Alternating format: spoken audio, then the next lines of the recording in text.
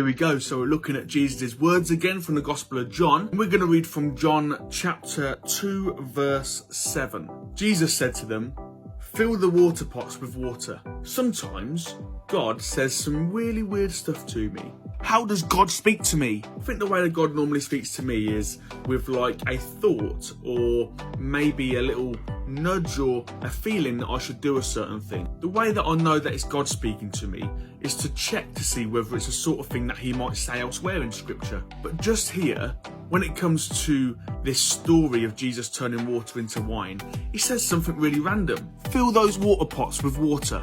I think we need to be a bit more open to the random with Jesus, to be honest with you. Remember once, just before I started university, I was a little bit angry with Laura because I like gravy on my Sunday lunch and there weren't any gravy, and Laura had been out and done the shopping and forgot gravy. I know, like, how annoying is that? But I remember thinking, oh, I'm so angry, I'm gonna go and sit in my bedroom and I'm gonna read some scripture and, you know, like being a typical blokey bloke and not taking responsibility myself, in all honesty. But as I'm sitting there reading my Bible, firstly, Jesus turns around and says, "Darren, you're being a bit of a hypocrite." And then he says, "Go get some gravy." And I'm there thinking, that's a bit random, innit? Why would Jesus tell me to get some gravy? But I thought, you know what?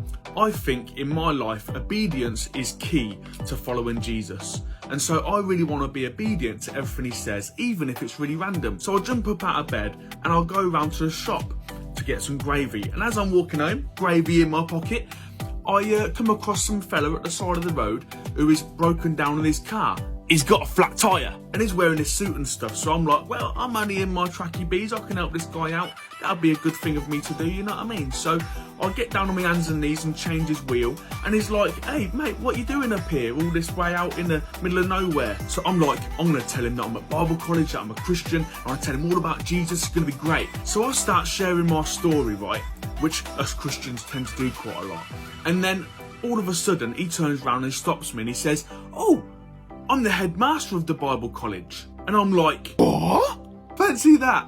The opportunity to meet the headmaster and to meet someone who's influential and special and all that sort of stuff by serving them in that sort of way. All because Jesus told me to go and get some gravy. In this story, we're going to see Jesus turning water into wine. But before he can do an awesome miracle, we're going to have to see him telling some folks to do something a little bit random. Go fill those water pots with water. Random, mate. What are you talking about?